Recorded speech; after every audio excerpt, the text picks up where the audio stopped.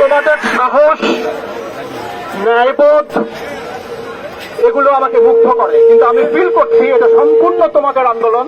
কিন্তু আমার দু একটা কথা বলা খুবই প্রয়োজন।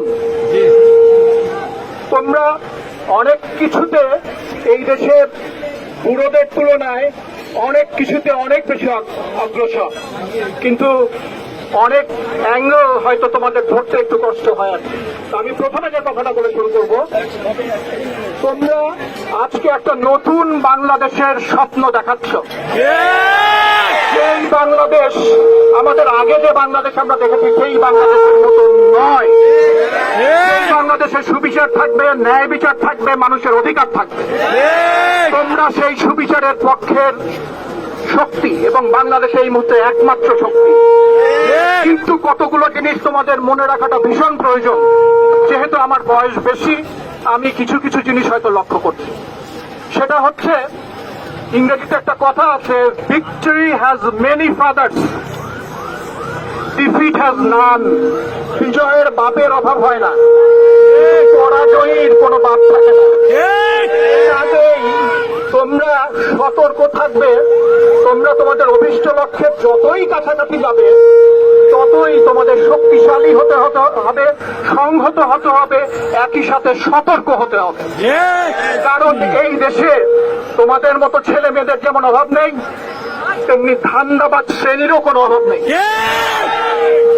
উড়ে এসে জুড়ে বসে তোমাদের ন্যায়পরায়ণতার ম্যান্ডেটের ভিতরে যেন কেউ ভেজাল না ঢোকাতে পারে, এটা তোমরা সব সময় মনে রাখবে। তোমাদের গায়ে একটা আঘাত, সেটা আমার গায়েও আঘাত। তোমাদের গায়ে একটা আঘাত পড়ার আগে আমি শতবার চাইবো আঘাতটা আমার গায়ে এসে পড়বে।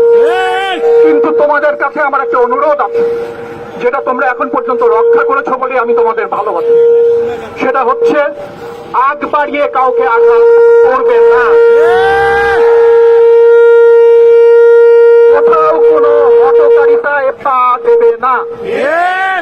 শুধুমাত্র পরীক্ষিত যাদের সততা এবং ন্যায়পরায়ণতা নিয়ে তোমাদের কোনো সন্দেহ নেই, তারা ছাড়া কেউ যেন তোমাদের নেতৃত্বে না আসতে পারে, খেয়াল করবে। আর একটা কথা বলি, একদল জানোয়ার তোমাদের বিরুদ্ধে লেলিয়ে দেওয়ার প্রস্তুতি চলছে। তারপরেও আক্রান্ত না হলে কখনো কাউকে আঘাত করবে না, করবে না। ধৈর্য ধরতেই হবে, কারণ তোমরা বিজয়ের খুবই কাছে চলে এসছো। কিন্তু আক্রান্ত হলে অবশ্যই সমুচিত জবাব দেবে। কিন্তু আক্রান্ত না হলে একটি পদক্ষেপ নেবে না। আরেকটি কথা বলি তোমাদের, আজকে আমার কাছে একাধিক সোর্স থেকে পুলিশের বড় কর্তারা ফোন করেছেন।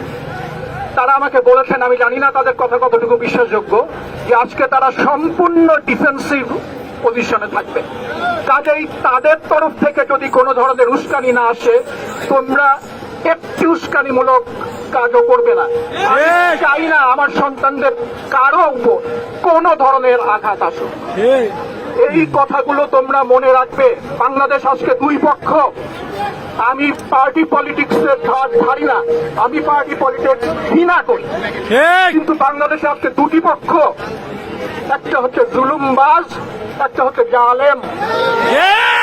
একটা হচ্ছে জালেম, একটা হচ্ছে জুলুমের শিকার। আমরা সবাই এখানে একত্রিত হয়েছি, আমরা জুলুমের শিকার।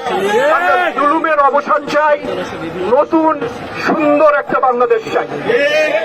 এগুলো ভুলবে না, এগুলো তোমরা মনে রাখবে। তোমরা এখন পর্যন্ত যা করছো, আমাদের প্রজন্ম বা তার আগের প্রজন্মের ধারে কাছেও কিছু করতে পারেনি। শেষ পর্যন্ত তোমরা সুনামের সাথে, ন্যায়পরায়ণতার সাথে তোমরা যে এক দফার দাবিতে আছো, সেই স্বৈরাচারকে আমরা তোমাদের সাথে মিলে সমূলে বিনাশ করে ছাড়বো ইনশাল্লাহ। আল্লাহ পাক তোমাদের সবার সহায় হোক। আল্লাহ পাক এই দেশবাসীর সহায় হোক। আল্লাহ পাক আমাদের দেশটিকে হেফাজত করুন। আমার এখানেই শেষ কথা।